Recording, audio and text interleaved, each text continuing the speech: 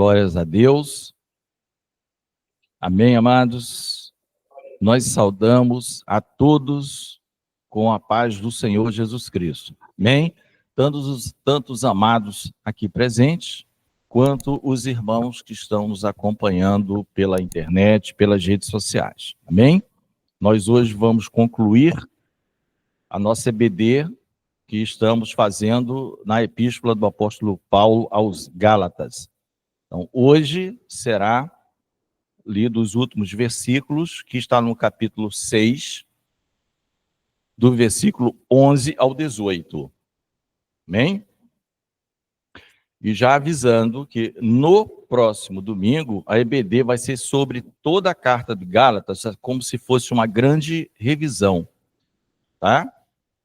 Então, nós terminamos hoje, no próximo domingo, aí nós vamos precisar muito da interação dos irmãos, porque vocês vão tirar dúvidas de coisas que não entenderam bem, vão fazer perguntas, vão dar as opiniões de vocês, vão contribuir com coisas que vocês viram e não foram faladas e que é importante, bem? Então, no próximo domingo é toda a carta, então sugiro... Isso, olha, a irmã aqui já vai contribuir. Agora, hoje a gente conclui, bem? Então, convidamos para a leitura do capítulo 6, do verso 11 em diante. Vede com que grandes letras vos escrevi por minha mão. Todos os que querem mostrar boa aparência na carne, esses vos obrigam a circuncidar-vos somente para não serem perseguidos por causa da cruz de Cristo. Porque nem ainda esses mesmos que se circundam guardam a lei, mas querem que vos circuncideis para se gloriarem na vossa carne. Mas, longe de mim gloriar-me, a não ser na cruz de nosso Senhor Jesus Cristo, pela qual o mundo está crucificado para mim e eu para o mundo.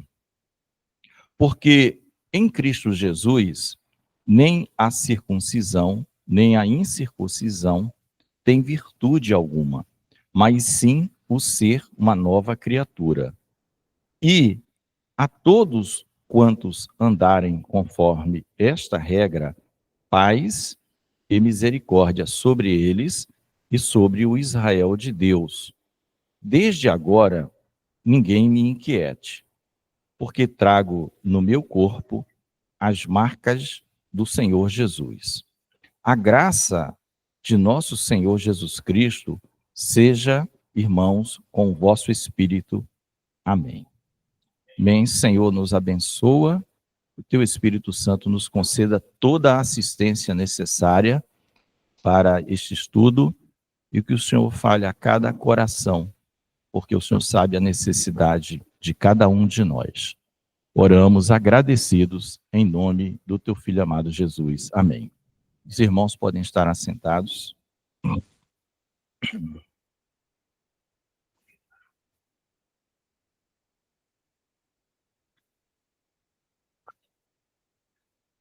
Bom, finalmente... terminando, acho que foi mais ou menos como dentro do previsto, uns 2 a 3 meses, talvez, de aula aqui em Gálatas, né? Apesar de ser 6 capítulos, nós passamos estudando. Agora, como a gente sempre faz, Paulo começa a fazer, então, a questão da conclusão da carta, a sua despedida ali, um fechamento, não é? E ele escreve esse versículo 11, vede com que grandes letras vos escrevi por minha mão. Né? É interessante, esse é um versículo que, segundo a maioria dos eruditos, dos estudiosos da palavra de Deus, tem mais a ver com como se nós usássemos aquele aparelhinho ali que a irmã Janete está usando, um marca-texto, né? Era o equivalente a letras grandes e uma espécie de negrito para chamar muito atenção. Então, não se sabe se ele escreveu toda a carta com letras grandes ou a parte final, como ele praticamente fazia em quase todas as cartas. Mas ele destacou o tamanho da letra, dada a importância do assunto, que era a introdução de um falso evangelho. Né? Causou uma grande inquietação nele, tanto é que a gente viu na leitura que lá para o finalzinho, ninguém me inquiete mais, hein? Eu não quero voltar aqui e falar de novo nesse assunto. Mais ou menos isso o apóstolo está dizendo. Então, veja com que grandes letras vos escrevis por minha mão. Mas há uma linha que entende que praticamente era algo muito comum na época do apóstolo Paulo, uma espécie de um secretário chamado amanuense, em que ele escrevia o que o apóstolo ditava. Ele ia falando, e o amanuense, que era, né, um letrista, que escrevia bem, né, conhecia bem os formatos e tal, para não deixar nenhuma dúvida, ele que escrevia. Tá? Mas a gente sempre faz uma aula aqui, a nossa EBD ela é dinâmica, as pessoas participam, então já vou precisar do microfone circulando, porque nós precisamos ver 2 Tessalonicenses 3:17.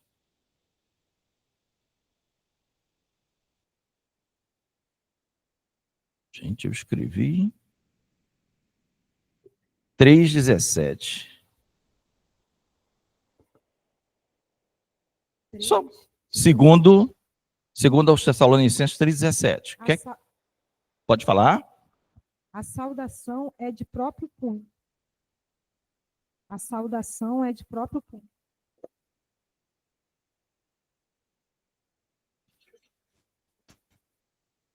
A saudação é de próprio punho. Paulo, este é o sinal em cada epístola.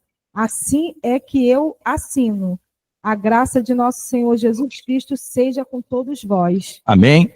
Isso também tem em outras partes, Corinto, Colossenses, ele vai falar sobre isso, sobre o fechamento de carta, como se o amanuense, que é o secretário que eu falei, tivesse escrito, e lá para o finalzinho, Paulo fazia isso, tá?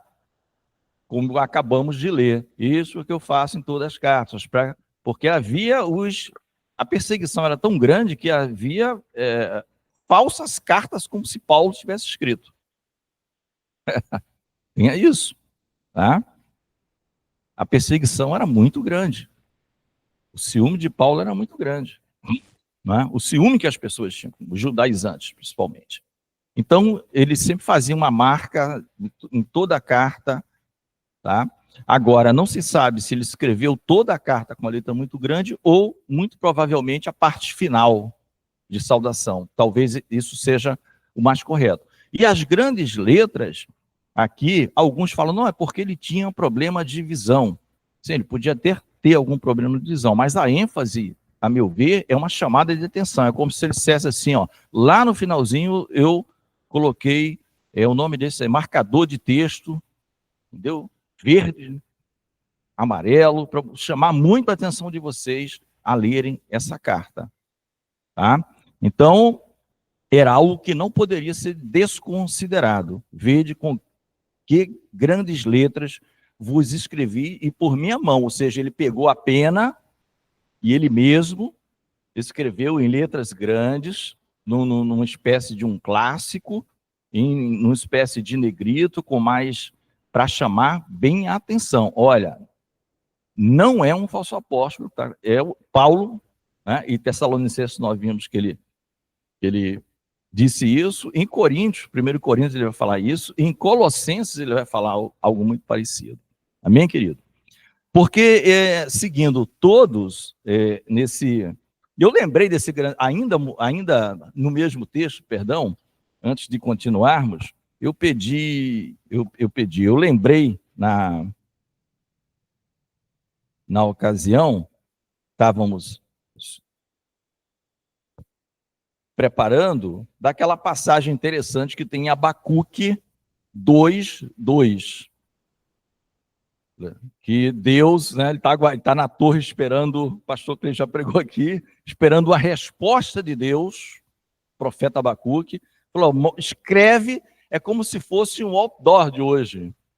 Escreve aí, em letras muito grandes, as coisas que vão acontecer, de tal maneira que até pessoas que passem correndo consigam ler. Porque não falhará, se cumprirá a profecia. Está em Abacuque 2:2, tá? Só a referência, não precisa ninguém procurar Abacuque. Mas Deus faz isso, dizendo, escreve em grandes letras, como se fosse numa grande tela, para quem passar longe, perto, correndo, devagar, ninguém vai deixar de ver isso aí, né? Porque é aquele dilema do profeta Abacuque. O povo estava mal, o profeta orando pelo povo, aí Deus falando, eu vou trazer um povo que é pior do que o de você. Mas, Senhor, o Senhor vai trazer um povo que é pior, o Senhor não quer castigar esse povo que é pior, não, você não está entendendo. Não se preocupe em entender, não, só obedece. Escreve, né, que vai ser assim como eu estou dizendo. E aquilo confortou o profeta, né, que eram os caldeus que viriam. Amém? Então, veja com que grandes letras, é uma confirmação da parte de Deus do que está sendo escrito. Amém?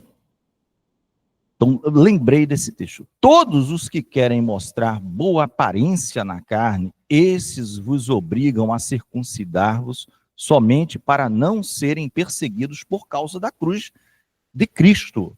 Amados, aqui a gente parece algo simples, mas nós observamos o seguinte: existem, por parte dos legalistas, que queriam fazer o povo voltar para a lei e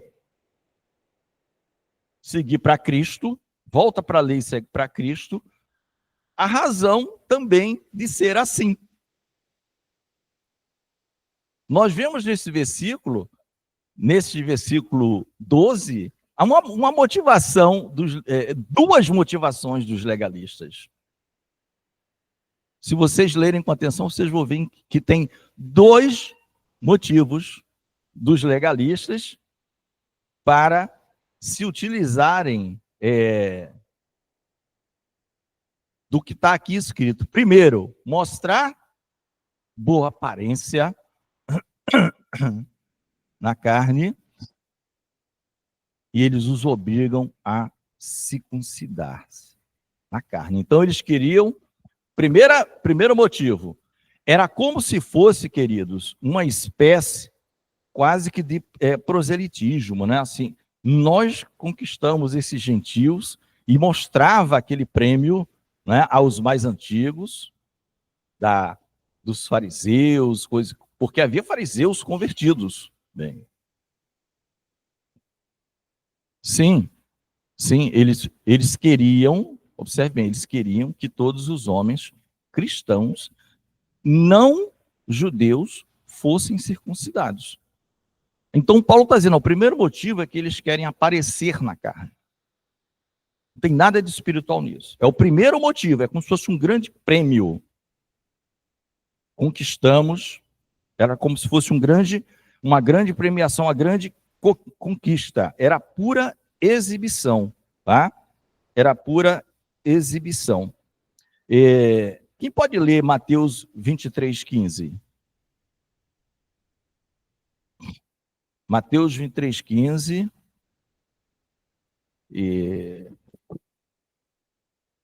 Max e Valéria, graças e paz. Vocês se situaram no texto? Qual texto que a gente... Gálatas 6, a partir do 11 até o final. Amém? 11 até o final. Versículo 11 até o final. Então, nós estamos no versículo 12. Quem pode ler Mateus 23:15? Diz assim a palavra de Deus. Ai de vós, escribas e fariseus hipócritas, pois que percorreis o mar e a terra para fazer um prosélito, e depois de o terdes feito, o fazeis filhos do inferno 2 vezes mais do que vós. Amém? Isso era Jesus falando com todos os judeus? Não. Com todos os fariseus e escribas? Não, mas com aqueles fariseus e escribas que queriam preeminência, e o Senhor chama de hipócritas. E ele diz assim: vocês percorrem todo o planeta Terra, entre aspas, conhecido, para fazer um prosélito. O prosélito, o que era o prosélito? Todos já sabem, mas a gente sempre é bom repetir, é aquele que não era judeu e era convencido a se converter ao judaísmo. Era um prosélito. Tá? Mas é um termo que pode ser usado para os dias de hoje também, tá? Não tem problema nenhum e não tem a ver com judeu. Você pode ter determinadas igrejas que a meta dela é conquistar membros, é fazer prosélitos. Ou seja, proselitismo não salva ninguém. Você tem que apresentar Cristo. Se quiser congregar na sua igreja, amém. Né? Então havia a primeira motivação. Então isso aí já era algo que amenizava, porque eles eram, em tese, cristãos.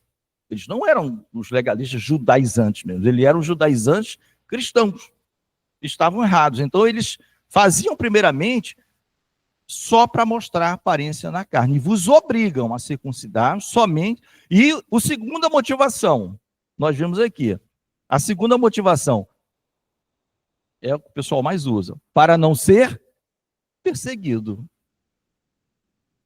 Então, prestem atenção no versículo, tá? É um EBD.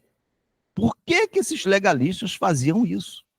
Porque eles queriam estar bem com aqueles que não se converteram, judeus que continuaram judeus e rejeitaram Cristo. Eles diziam, não, eles estão seguindo a Cristo, mas eles passam pelo rito de vocês. E eles também não queriam ser perseguidos por causa da cruz de Cristo, porque vinha perseguição tanto de Roma, porque Roma já tinha que, entre aspas, aturar o judaísmo. Aí já estava pacificado. Ok, vocês podem seguir com as suas coisas. Aí agora vem um tal de cristianismo, seguidores de Cristo, isso teve muita perseguição. Mais um a gente não vai. Então eles queriam estar bem, né? É o famoso evangelho da boa vizinhança. Não vamos, diferentemente do que Pedro, lá no livro de Atos, capítulo 4, ele vai dizer para aquelas autoridades, olha, a gente vai obedecer vocês em tudo, porque a gente não desobedece às autoridades, é ordem do nosso Jesus. Mas com relação a parar de pregar a palavra, nós não podemos fazer, porque isso é ordem dele. Entendeu? As outras coisas tem problema. Vai para a cadeia, está tudo certo, estamos na cadeia. Mas parar de pregar a gente não vai parar, tá? Isso aí não podemos fazer. Não é questão de afronta, de desrespeito a vossas senhorias. Mas parar de pregar não vamos. Não é isso? Isso está lá em Atos. Pedro falando isso com os irmãos. Né? Então, queridos, eles não queriam passar pelo que Pedro passou, ou que a gente não sabe do dia de amanhã, e que perseguições já existiram, existem e existirão de formas diversas, mas a pessoa quer estar bem. Então, Paulo deixou muito claro aqui, ó, no finalzinho da carta, essas pessoas, eles querem apenas isso, eles querem como um troféu, se dar bem com os judeus, e não querem ser perseguidos por causa da cruz de Cristo. Não é? Porque a cruz de Cristo não tem que passar pela lei. Eu não tenho que me tornar um prosélito. Então, as motivações bem estranhas, né?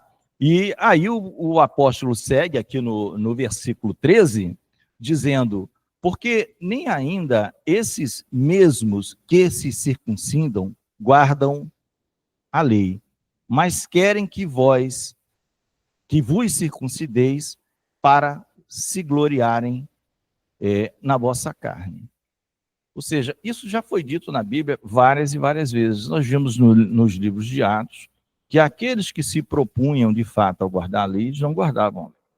Então Paulo não está falando mal deles no sentido de, dá para guardar e vocês não guardam. Paulo está mostrando exatamente o que é debatido na carta, nos capítulos 3 e 4, que a graça nos isenta da observância de leis do Antigo Testamento.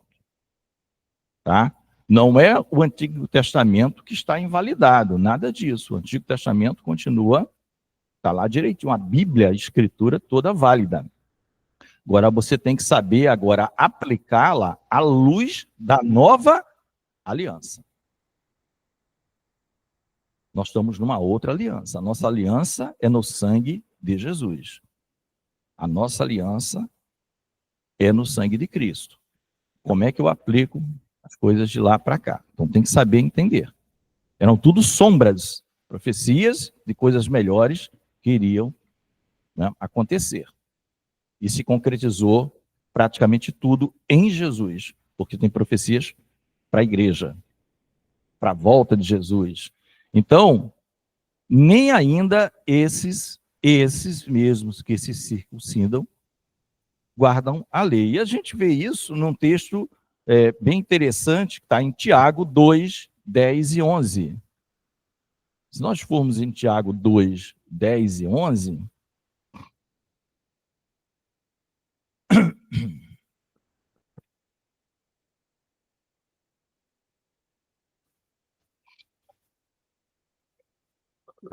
Tiago 2, 10 e 11.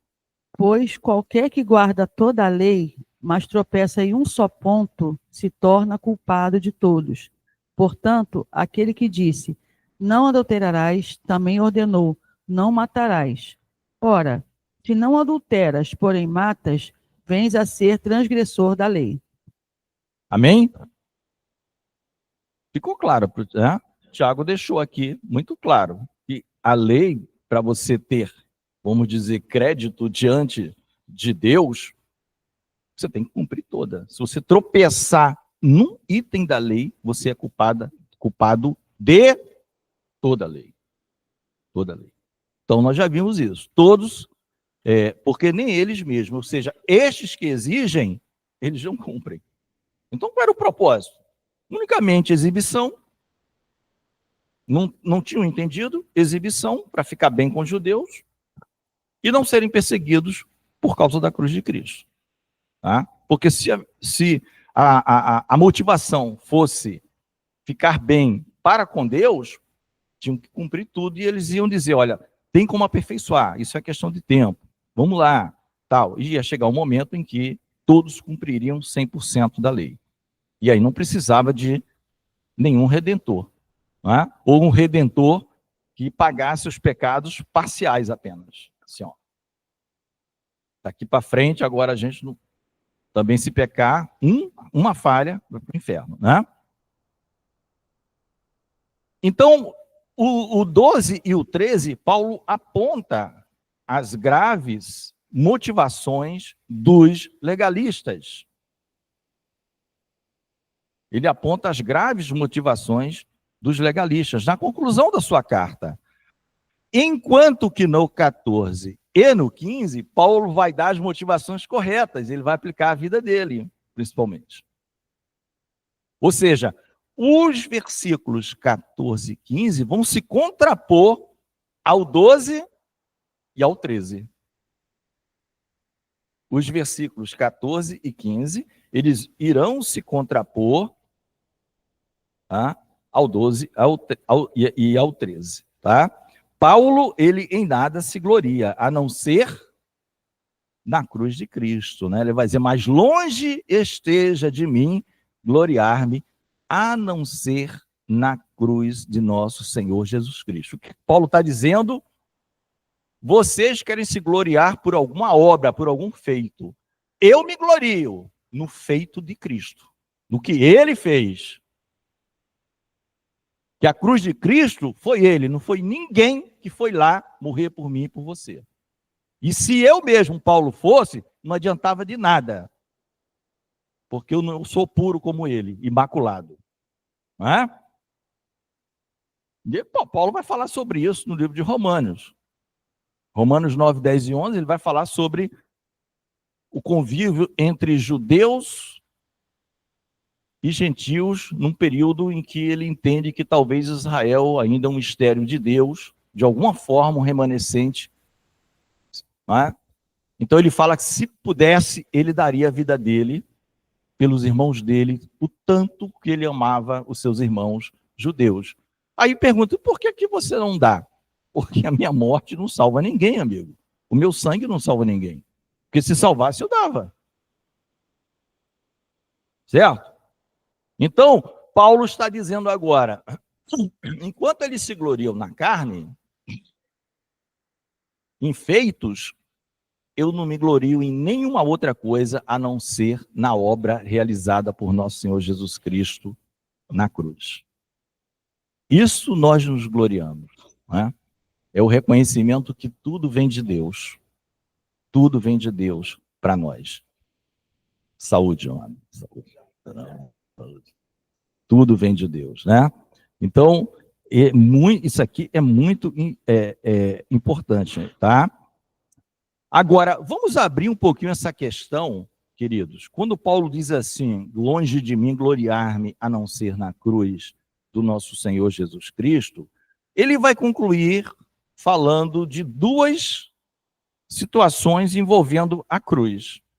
Ele diz, pela qual, ou seja, por meio da cruz, pela qual, por meio da cruz, o primeiro passo que ele fala aqui é: o mundo está crucificado para mim. O mundo está crucificado para mim. O que isso quer dizer? Você imagina o seguinte, só para efeitos didáticos, aqui, eu sou o Paulo. Aí vamos supor que eu queira, enfim, fazer uso do mundo. Mas ele diz o seguinte, olha, eu estou vendo uma cruz e o mundo está crucificado ali. Um ser preso no madeiro, que é o mundo, não dá para fazer nada, ele vai morrer. Então essa é a primeira ótica, são duas óticas que ele vai dar aqui. Então ele diz, olha, o mundo, para mim, está crucificado. Não salva ninguém, mas é como se fosse um ser numa cruz. O ladrão, por exemplo, que não se converteu. O mundo. É o mundo. O ladrão que não se converteu, que não se arrependeu, está na cruz. O que ele pode fazer por mim? Que comunhão eu posso ter com um ser desse? Então Paulo diz, olha, o mundo está crucificado para mim. Ele usa o mesmo a passagem, ou mesmo, vamos dizer, instrumento de morte, uma morte terrível dos romanos e de outros povos, que era a cruz. Então ele fala, o mundo para mim está crucificado. Eu vejo assim. Ainda que eu quisesse usar, não dá, porque está morto numa cruz, está lá, está morrendo. Cada vez o próximo passo é expirar. Mas ele também diz o inverso, para dizer que não há nenhuma ligação. Ele continua e diz, e eu para o mundo. Eu para o mundo é o quê? Eu também estou crucificado para o mundo. Ou seja, se o mundo vier para cima de mim, ele vai ver um homem crucificado. Não quero nada com o mundo. Estou aqui numa cruz. Mundo, não dá para fazer nada comigo. Não dá para eu participar das injustiças e iniquidades que vocês querem, porque eu estou como alguém que está só esperando realmente Jesus me levar. Estou crucificado aqui, numa cruz. Então, Paulo viu o mundo como alguém crucificado e diz, olha, eu quero que o mundo me veja também como um homem crucificado para eles. Então, no mundo, não contem comigo. Não quer dizer, amados, Paulo está falando do esquematizo, do sistema mundano enganoso, não das pessoas. As pessoas eram para ser conquistadas. Amém? Ele não está dizendo, eu não quero contato com o mundo. Isso, inclusive, vai falar em Coríntios. Né? Ele fala, se fosse assim, a gente não ia conseguir falar com ninguém. Quando ele reprova determinadas condutas, mas ele diz, olha, esse irmão, as condutas que eu estou falando para vocês não contatarem essas pessoas, são pessoas que se dizem irmãos. Esses não, que podem contaminar vocês. Mas as de fora, claro. Né? Então, os irmãos entenderam a profundidade e o exemplo, porque a crucificação é algo doloroso. Então, Paulo está falando, aqui não é um exemplo de santidade. Ele está falando de ser de santos como eu sou santo, separado do mundo. Então, nem o mundo para Paulo, nem Paulo para o mundo. Nenhum serve para o outro. tá? Nenhum serve para o outro. Então, alguma coisa tem em comum. O que é que Paulo e o mundo têm em comum? Que nenhum serve para o outro. Você não me interessa, né? O interesse um pelo outro não existe, é mútuo. Então, isso eles têm em comum. A única coisa que Paulo tem em comum com o mundo é isso. É não ter interesse nele. E o mundo, por sua vez, também, eu não tenho interesse em você. Tá? Entenderam, amados? Aqui? Então, essa parte, ela é importante, e nós vamos ler alguns versículos interessantes sobre isso. Quem pode ver Tiago 4,4? Então, Paulo está dizendo uma separação total do mundo. Essa é a regra. Tiago 4,4.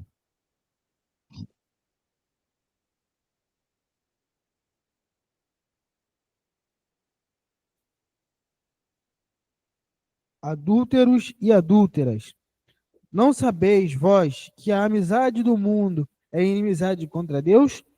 Portanto, qualquer que quiser ser amigo do mundo, constitui-se inimigo de Deus. Amém?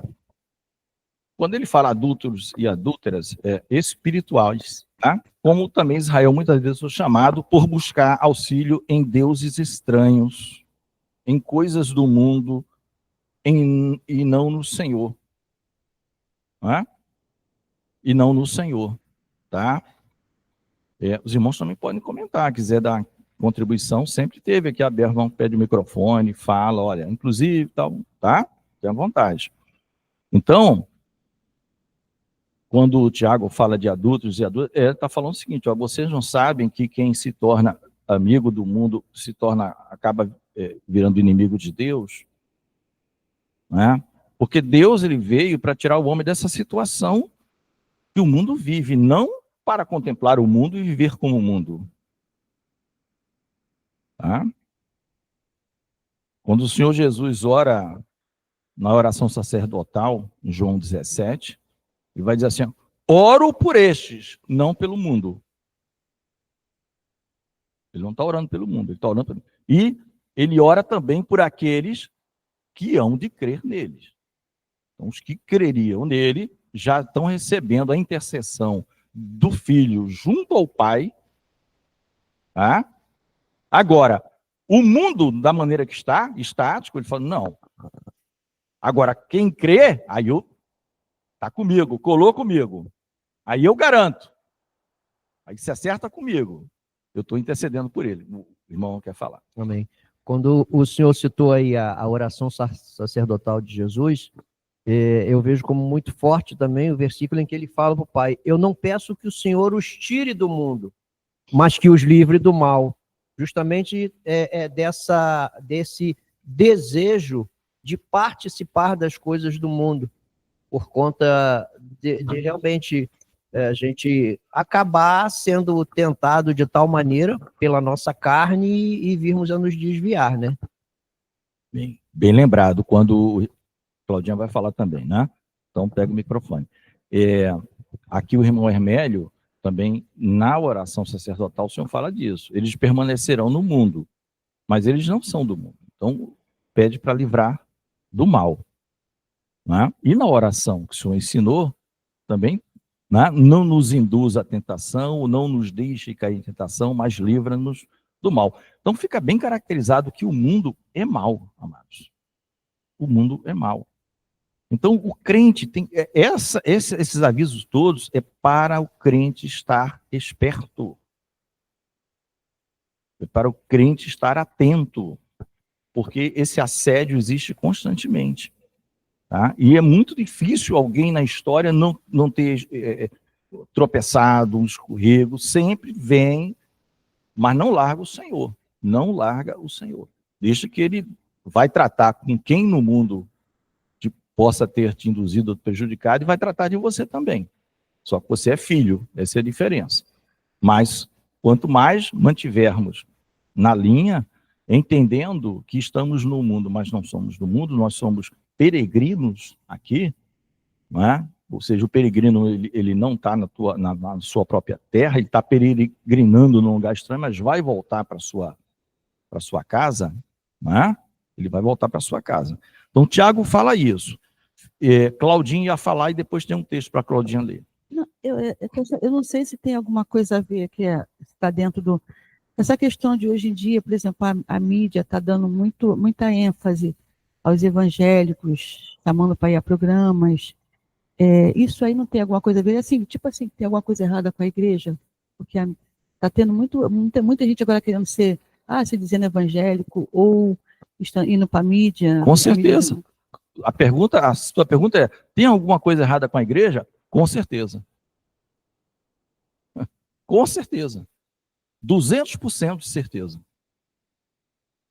200% de certeza. Tá?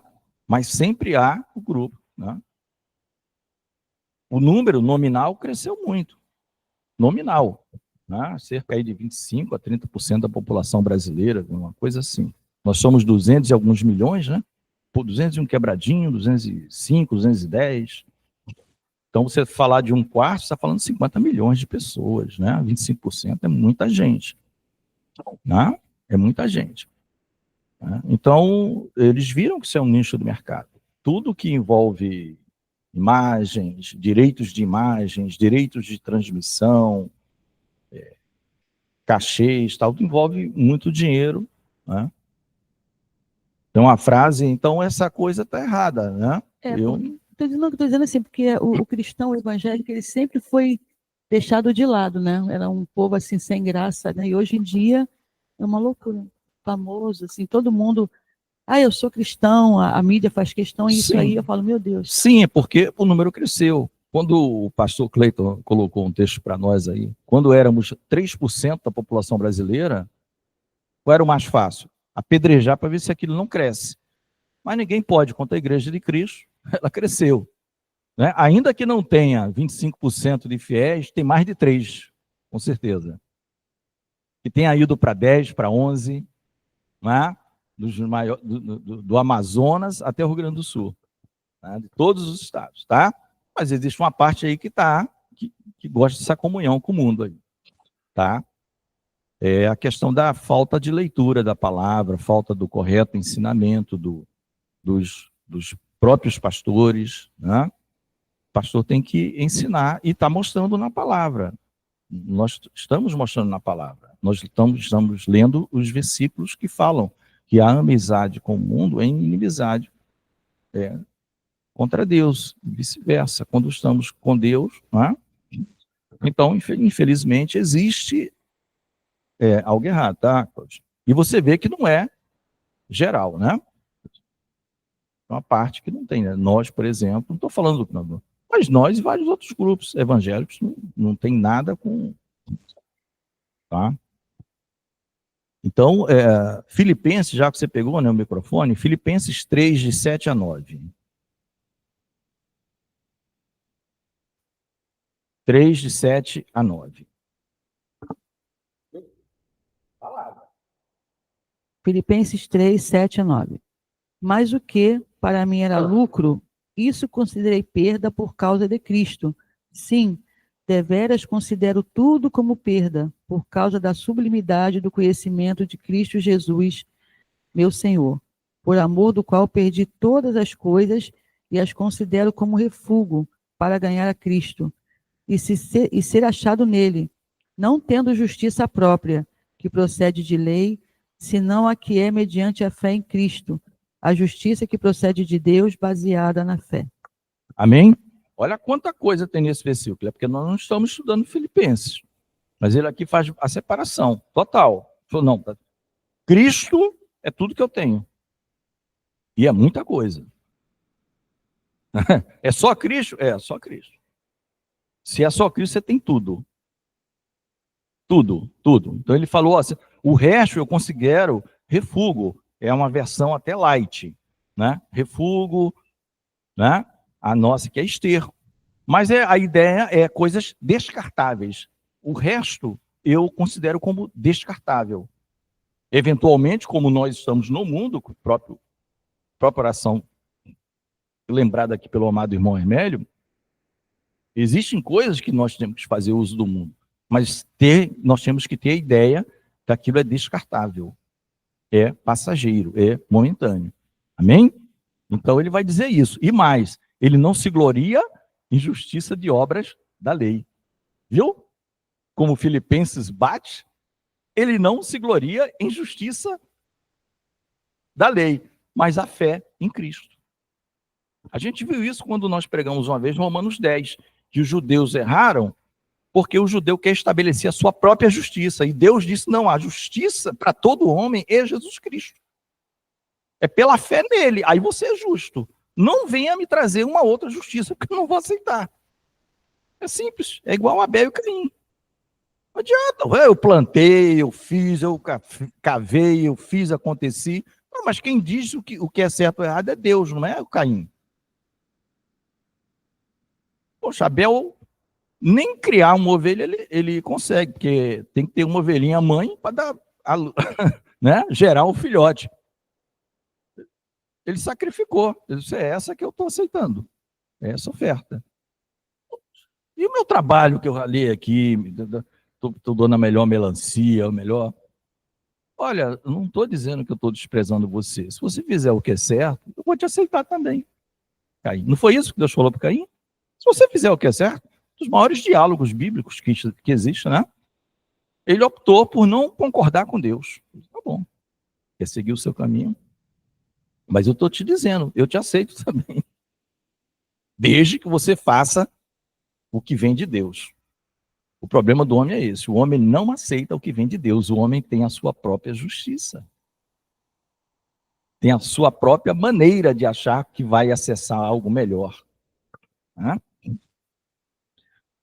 E no versículo seguinte, ele vai dizer o quê? O que realmente importa, amados? É o nascer de novo, é o 15. Por isso que eu falei, o 14 e o 15 rebatem o 12 e o 13. O 12 e o 13 é exibição e guardar a lei. É circuncisão da carne e observância da lei. Aí Paulo diz, não, é o contrário. É Cristo, ou seja, não tem nada em mim, é Cristo. Porque em Cristo Jesus, nem a circuncisão nem a incircuncisão tem virtude alguma, mas ser uma nova criatura. E em algumas Bíblias tem uma nova criação. É aquele que recebeu o Espírito. O velho homem morreu. Nós somos uma nova criatura. Em Cristo, nós somos uma nova criatura. Isso é o que importa. Então, Paulo está dizendo, é irrelevante se você é circuncidado ou você não é circuncidado. Em Cristo, o que interessa é você ser uma nova criatura. Você vai ter um novo coração, uma nova mentalidade. Você vai gerar fruto para o Espírito, porque o Espírito está em você. Você vai gerar fruto do Espírito. Paulo vai tratar isso, né, no 5, sobre obras da carne e fruto do Espírito. A gente só gera aquilo ali porque o Espírito está em nós. Amor, benignidade, bondade, fidelidade ou fé, depende das versões. Aquilo do longo, né? Domínio próprio, ou temperança, dependendo das suas versões. Mansidão, né? São 9. São 9. Então, o que importa é ser uma nova criatura, é nascer de novo. É isso que ele está dizendo em contraposição ao que os legalistas apontam. Né? Onde o homem tem algum mérito. Eu disse, não, aqui quem tem todo o mérito é Jesus Cristo. Nós somos escravos do rei Jesus.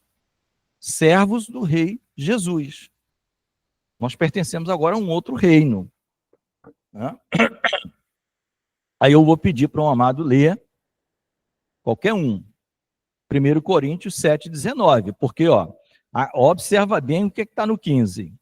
Porque em Cristo Jesus, nem a circuncisão, nem a incircuncisão tem virtude alguma. Quem pode ler 1 Coríntios 7,19?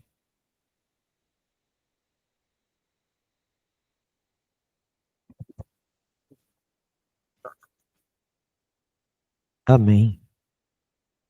A circuncisão é nada, e a incircuncisão nada é, mas sim a observância dos mandamentos de Deus. Amém? Isso só ocorre quando você é uma nova criatura. Né? Aquele que tem os meus mandamentos e os guarda, este é o que me ama. E aquele que me ama será amado por meu Pai. e eu também o amarei e me manifestarei a ele. Não é? Então, o Paulo está dizendo, embora o tema ali no 7 seja sobre, de uma maneira geral, sobre casamento, capítulo 7, 1 Coríntios, regra geral é sobre casamento, tem muitas informações além do casamento ali. Tá? Então, a gente viu aqui que o que importa é isso. Você vê que a Bíblia, as cartas vão mudando, mas a temática parece a mesma coisa, descrito de maneira diferente para situações diferentes. Não tem invencionices. Não tem invencionices. Existe algumas vezes você combater um ponto específico daquela igreja que precisa ser corrigido. Mas, ao se desenvolver a carta, ela vai sempre culminar na cruz de Cristo, na salvação pela graça, né? Estamos caminhando para o final. Esse 6,16, talvez o pastor Cleiton até me ajude aí, hein, pastor? Porque é aquele texto que fala sobre Israel de Deus. Essa expressão de Deus gera polêmica, né? Essa expressão, tá? Essa expressão, existem comentários de todos os tipos que você possa imaginar. O que é que o 6,16 diz? Aí é uma bênção, tá? O final ele começa já, o 16 e o 18 abençoando. Então ele vai dizer, e a todos quantos andarem conforme esta regra, o que é que Paulo deseja? Paz e misericórdia sobre eles. Mas não somente sobre eles, sobre o Israel de Deus. Tá? Então vamos por parte aqui. Acho que o pastor Cleiton depois, se ele não falar, eu vou pedir que ele fale. Mas estou brincando, pastor. Aqui é o seguinte, tá? Todos quanto andarem conforme esta regra. Primeiramente é isso. O que é andar segundo esta regra? A regra que Paulo acabou de falar. Primeiro, separação do mundo. Tá? A tua justiça é Jesus Cristo. Essa é a regra, não é justiça própria. Ele falou isso combatendo, tá? Outra regra, não se glorie em si mesmo. Minha é a glória, a outrem não darei. Está lá em Isaías. O Senhor não dará a ninguém a glória dele. Então, se glorie em Cristo. Segundo, o ser uma nova criatura. Deixar de colocar empecilhos. Muita gente coloca empecilhos para se converter.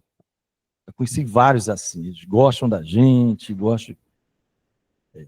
Eu vi um que eu não entendi nada, né? Porque falando de Jesus, ele me conhecia, explicando, ele falou, Reginaldo, é que eu ainda estou com uns negócios para pagar, tem umas contas aí. Isso tem aqui, né? E ele, entendeu? Tem que trocar o carro. Ele já tinha carro, casa, mas eu não sei se ele estava associando alguma meta, né? Do 1 milhão, chegar em 1 milhão, alguma coisa, para se converter. Porque aí ele. Né? Ou seja, uma condição estabelecida pelo próprio homem, que Deus não estabeleceu. Eu estou falando sério, então, com ele, tá bom. Né? Mas você pode fazer agora a opção de Jesus Cristo ser o teu Senhor. Rapaz. Não precisa esperar isso, não. Não, porque aí, quando eu me converter, eu quero me dedicar mesmo, eu quero ficar só para Deus. Não é? Como quem diz assim, você acha que a gente quer ficar se dedicando só a Deus e não tem um monte de obstáculo? Só tem. Jesus só chama uma pessoa com um monte de obstáculo. Pode ver, não tem ninguém de mão sem fazer nada, 24 horas, dormindo, deitado. Não tem. Todos crentes, do último lugar lá, o pastor, é só assim, barreira. Mas, amigo, você tem que passar 300 montanhas para chegar na igreja. Vamos embora. É um povo de guerra, meu irmão. Todo crente de verdade é assim. Ou não é? Todo crente de verdade é só, entendeu? Tem hora que ele para, mas é para dizer, Senhor, eu não consigo nem andar mais. Estou parado aqui, eu preciso de um socorro. Aí chega a maca, a ambulância, o Senhor dá um jeito. Todo crente é assim. Quando pensa que o que está aqui na frente ou que está sentado no último ali é folgado, não tem nada para fazer, não tem problema nenhum. Não. Além dos problemas que nós mesmos criamos, amado, Não é isso? Quantas coisas são consequências de erros nossos? Não é? Não deixamos de ser cristão por isso, mas são consequências de tomadas de decisões erradas.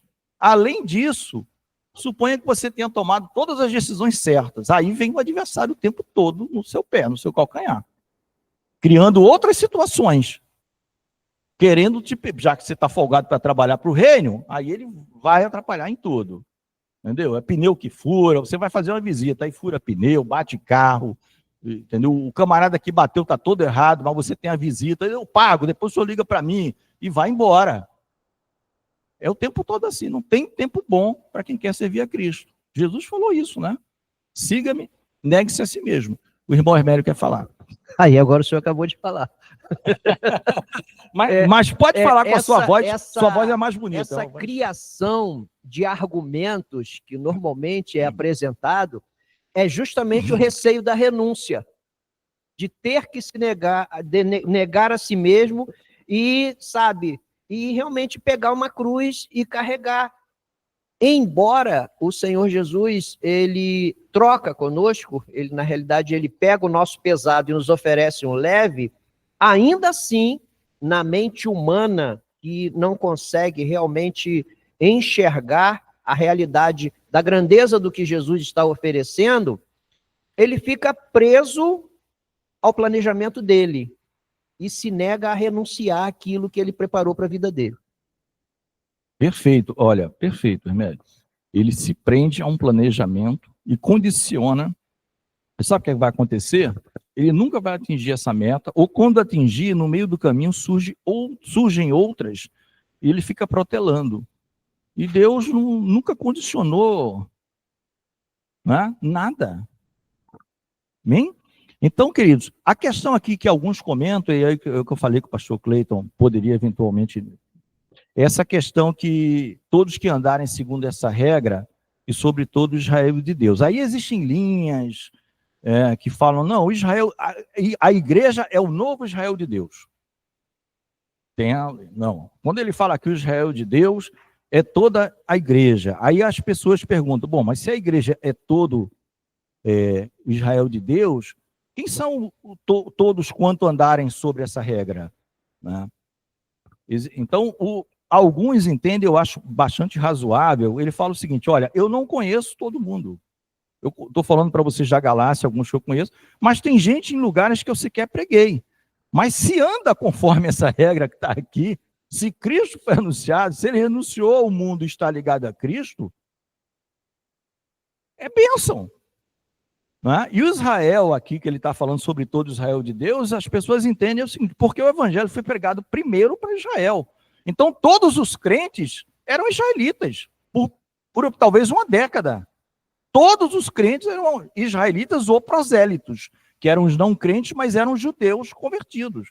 Só depois, quando Pedro, vai lá na casa de Cornélio, é que é a primeira conversão de um gentil, tá? Que conhecia o Deus de Israel, mas que ainda não era, e ali ele viu, né? Pedro diz, olha, vejo em verdade que Deus busca em qualquer lugar do mundo pessoas que de fato o querem, são íntegros, que estão buscando e que não faz acepção de pessoas. Eu pensava que era só para Israel. Pedro, né? E ele vê que... Aí depois vai orar, vem o Espírito Santo e os batiza aqueles homens. Falou, olha, como é que a gente vai negar que eles sejam batizados nas águas se eles receberam o mesmo que nós? Né? Era tão difícil que Pedro teve que se explicar para os demais irmãos. Era o início. O pastor quer falar sobre essa questão do chamado Israel de Deus, né? Então, o entendimento ali que quando ele escreveu na hora, todos, mesmo que eu não conheça, não sei de que etnia, porque o que Paulo talvez esteja querendo dizer é que salvação, amado, vai além de etnia, de raça, de cor, de condição social, de conhecer o apóstolo ou não conheceu, pouco importa. Se você anda segundo a regra que ele acabou de falar, se você é uma nova criatura em Cristo Jesus, acabou. Pastor. Amém. Graça e paz, queridos. Amém. Amados, existe uma linha teológica, né, que leva, né, a estudos dizendo que a nação de Israel ainda ocupa uma posição, né, de destaque dentro do plano de Deus, tá, em relação à salvação, em relação à escatologia e tudo mais. E eu, particularmente, não subscrevo essa linha teológica, porque Deus não tem dois povos, Deus tem um povo só, né? E esse povo hoje é a igreja. Isso está bem notório na palavra, muito para mim, muito claro até, embora haja polêmica de alguns considerarem essa questão, o fato é que a igreja hoje, ela que ocupa a posição de destaque dentro dos planos de Deus. Israel cumpriu o seu papel até um determinado momento, até a vinda de Jesus, né? Deus precisou preparar uma nação, precisou doutrinar essa nação, enfim, precisou fazer com que essa nação estivesse apta a receber, né, ou a nos dar o Salvador, que é Cristo Jesus. Porém, a partir daí, a partir de Cristo, né, da sua morte e ressurreição, a igreja passa a ser o povo de Deus. E aí, claro, a igreja, ela, enquanto que a nação de Israel era exclusiva, a igreja passa a abarcar todos os povos, línguas e nações. Então, a tribo que está lá longe, no longínquo do mundo, faz parte da igreja. Todos aqueles que são salvos, evidentemente, todos aqueles que creram em Cristo Jesus pela fé, através da fé. Bom, essa expressão Israel de Deus, tá? Eu vejo essa expressão mais assim, no sentido de sugerir, né? De sugerir para aqueles que ainda crescem, né? No caso, porque aqui nós vemos, dentro da luz do contexto, a gente vê Paulo rebatendo toda a doutrina judaizante, né? Os camaradas vinham para dizer, não, você tem que fazer o que a lei diz. Tudo bem, Cristo veio, somos salvos pela graça, mas você tem que fazer o que a lei determina. Então, eu vejo mais aqui como é que eu posso dizer? Uma ênfase de que isso terminou e agora existe um novo Israel, onde abarca todos aqueles que creem, não importa se é judeu ou se é gentio, se é grego, né? Todos hoje estão dentro deste mesmo barco que é a igreja. Então, essa expressão aqui, ele é mais aludindo, digamos assim, indicando o fato de que nós estamos sob uma nova égide agora, né? Sob uma nova determinação. Acaba o período da lei, tudo com ela termina, tá? E agora estamos sob o período da graça, e por isso, tanto é que se nós usarmos até o que Paulo falou, que nós fomos enxertados, né? Nós fomos colocados nessa oliveira, tá? Estamos ali, essa oliveira é o tronco, digamos assim, que foi usado por Deus para que Jesus viesse até nós, e agora fomos enxertados ali. Tá? Aqueles que antes não faziam parte, né, dessa comunidade judaica, que não faziam parte desse povo escolhido, agora passam a ser, né, um povo único. Tá? E todas as benesses que anteriormente eram dadas exclusivamente a essa nação, passam a ser para nós também, mas de forma ainda maior. O que o próprio livro de Hebreus nos diz, que nós estamos agora numa nova revelação muito melhor do que a primeira. Então, a igreja hoje, ela traz em si coisas muito maiores e coisas muito melhores, promessas maiores ainda do que aquele povo no passado recebeu. Então, eu vejo assim, mais uma questão de uma alusão ao fato de que nós agora somos uma nova nação, um novo povo, que abarca todas as tribos, línguas e nações, o Israel de Deus. Mas assim, mais uma expressão nesse sentido do que falando de uma nação específica, mas um povo novo, né? Alguma coisa nesse sentido, no sentido universal até. Amém? A ideia é universal, ou seja, todos quanto andarem sobre a regra falada, todo Israel, de uma forma geral, seja judeu ou não. Ele vem falando, né? Seja circuncidado ou incircunciso, tá? Então, o importante para nós sabermos tá andando nessa regra, é bênção. Paz e misericórdia sobre a sua vida. É o desejo do apóstolo, não é isso? Está andando segundo essa regra? Paz e misericórdia sobre a sua vida. Né? Não a paz que o mundo dá, a paz que o Senhor Jesus nos dá. E a misericórdia de Deus. Né?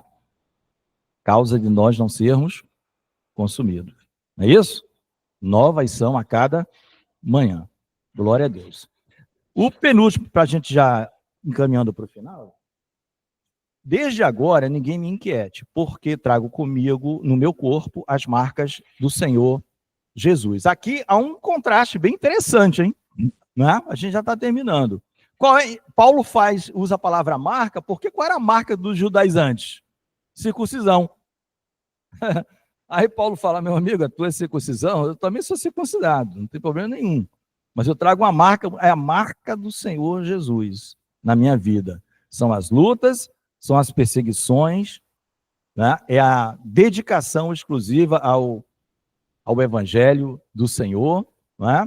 E aí a gente vê Paulo falando isso, a gente vai lá em Atos 9, 15 e 16, quando Ananias é chamado pelo Senhor para orar por Saulo, que ainda era só chamado Saulo, que estava cego. Então você vê que está tudo profetizado. Não é? Então, 9:15 de Atos diz assim, disse-lhe, porém, o Senhor, porque Ananias estava retrucando ali, Senhor, ouvi falar muito mal desse camarada. Saiu uma besta fera, sai tratorando todo mundo.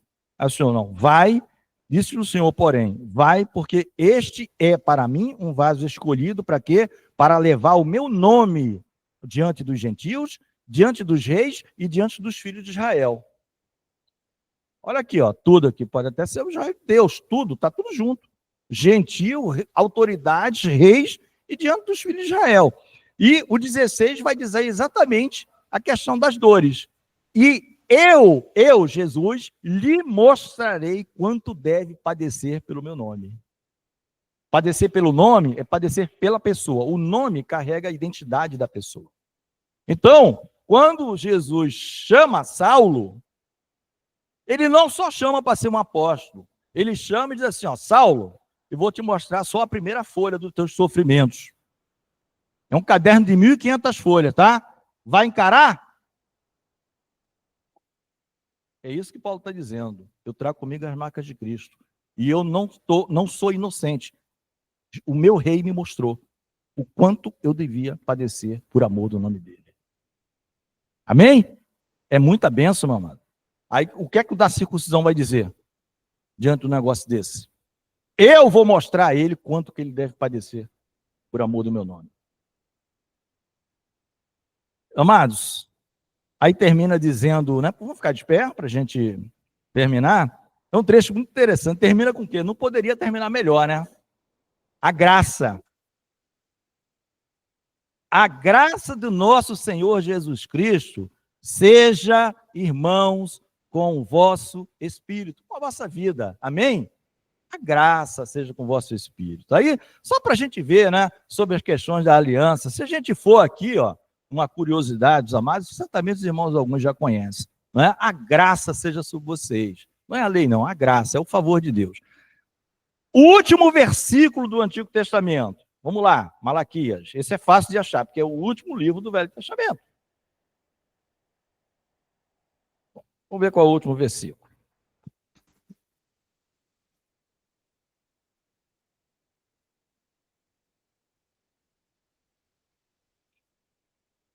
Não. 4:6, sim. Isso. Termina assim, ó. E converterá o coração dos pais aos filhos e o coração dos filhos a seus pais, para que eu não venha e fira a terra com maldição. Vamos ver como é que termina o último capítulo de Apocalipse.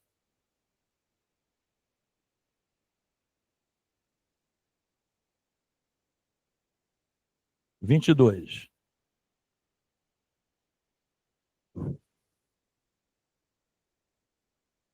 22, 21. A graça de nosso Senhor Jesus Cristo seja com todos vós. O primeiro termina com maldição. Vai ficar na lei? O antigo. Como é que o novo termina? A graça seja sobre todos vós. Um termina debaixo da maldição. Ele diz, eu vou mandar Elias para que vocês se acertem. Se não, meu amigo, eu vou ferir a terra com maldição. Apocalipse termina. Aquele que testifica estas coisas diz, certamente cedo venho. Amém? Ora vem, Senhor Jesus. A graça do nosso Senhor Jesus seja com todos vós. Amém. Vamos orar, amados. Senhor nosso Deus e nosso Pai, glorificamos e bendizemos o teu nome por esta escola bíblica dominical, Senhor. Nos dá um intervalo abençoado, sê conosco, que a tua graça permaneça sobre nós. Nunca nos falte a tua graça e a tua misericórdia, Senhor. E que possamos retornar em alguns minutos para a ministração da palavra. Oramos agradecidos em nome de Jesus. Amém.